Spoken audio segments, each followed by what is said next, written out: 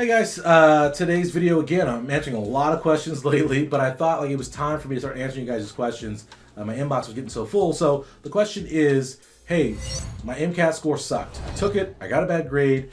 Now what do I do, right? I got not a bad grade, a bad score. What do I do now? And what I'll say to you guys is the first thing is don't get discouraged. Don't get discouraged. You can do better. You can always improve. So don't get discouraged. Don't think this is the end of it. I'll never score what I need to do. I'll never get above 500. You can do it. Okay? That's the first thing. The second thing is recognize that you have to do something different. And in life, I always say, there is no greatness in imitation. If you're trying to do what everybody else is doing, you're trying to do the same thing everybody's doing, you're bound to be average. And so what I want to encourage you guys to do is to take a different, new approach to your MCAT prep. Don't do the same thing you did before.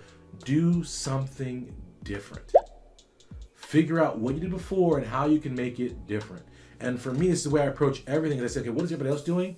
How can I do it different and better from them? And that's why I developed my MCAT course and my MCAT system using question-based learning, because I feel like people don't use questions properly. So if we could harness the power of questions and do it properly, then you'll be in a great way, in a great position.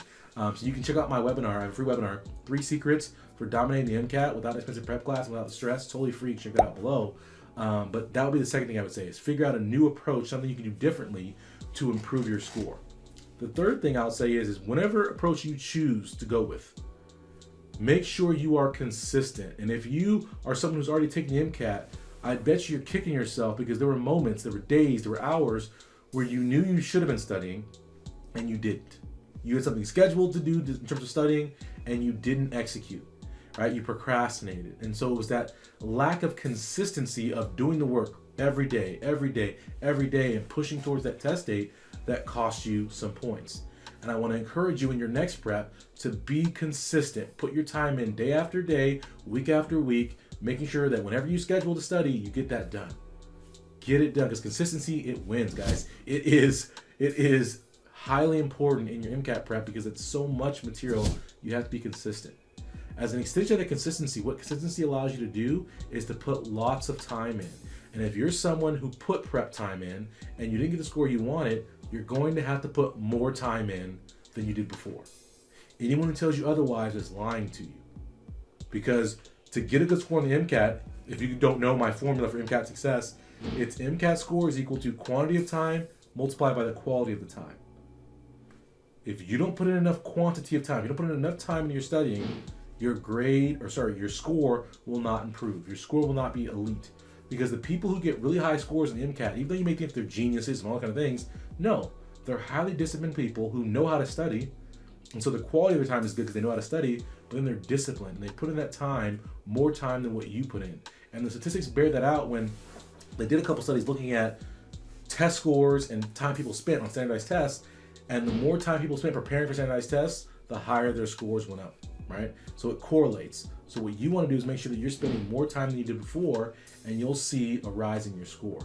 The last thing I'll say is go at your prep this time, your second time, like it's the last time. Give every single thing you got. Put yourself in a position to be successful. Get all the resources you need.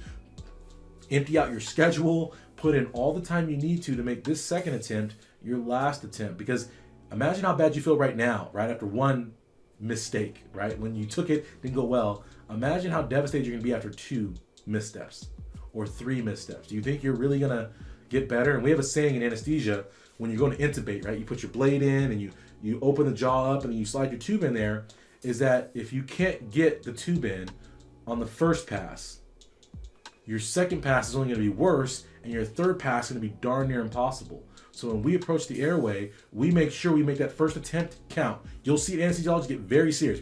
We're very calm people. We get very serious when it comes time to put that tube in at that last second because we want to make sure that pass is a good pass. Because if we're just hitting the rim and hitting the vocal cords, right, and we're causing bruising and bleeding and swelling, it's only going to make it that much more difficult. And for you guys, if you have to prep a third time for the MCAT, oh my gosh, I wouldn't wish that on my worst enemy. So make this prep the prep and get the job done, guys, all right? Like I said, if you need help getting on your way and figuring out what you can do differently, I want you guys to check out my webinar, the 3 Secrets I'm dominating the MCAT without an expensive prep class and without the stress, because it's going to help you kind of get your mind rewired and get you focused and give you some steps you can take to start preparing to be successful on the MCAT. So check that out, and check out my website, premedproductivity.com, for my full course if you want to see that. But yeah, don't be discouraged, guys. You guys will get there, but you're going to have to make some changes. You have to put in a lot of work, and you'll get the score. All right, everyone have a great day. I'm Dr. Pinesett. Make sure you subscribe and turn on notifications for this channel. Thank you. That is it for this episode of Dominate Pre-Med. Show me some love by commenting in the box below and taking a second to like this video. Be sure to visit premedproductivity.com to learn more about my empowering courses, pre-med coaching, and live events near you. While you're there, grab a copy of my free ebook, check out my blog, and sign up for a free webinar. Being a pre-med doesn't have to be filled with uncertainty and stress. You have greatness inside you. Let the pre-med productivity expert show you how to unlock it so you can dominate pre-med and get into the medical school of your dreams. I'll see you next time.